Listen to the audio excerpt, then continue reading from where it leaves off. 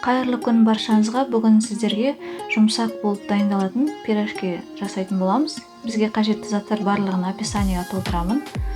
1 шай қасық ашытқымызға 150 грамм жылы сүтімізді құямыз.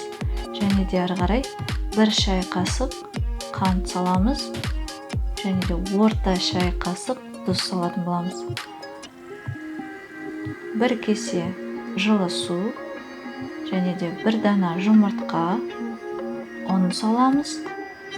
Қамырымызды жақсылап араластырып аламыз.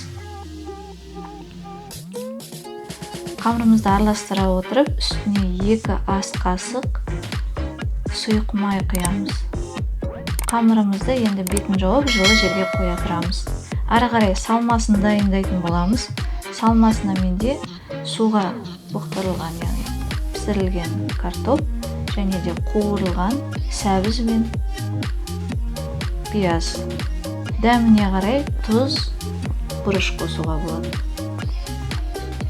Қамырымыз көтерілді, оны ары қарай жайып алып, өзімізге қажетті, яғни көлемде кесіп алып, біз салмасын салып, пирожкимізді түйетін боламыз.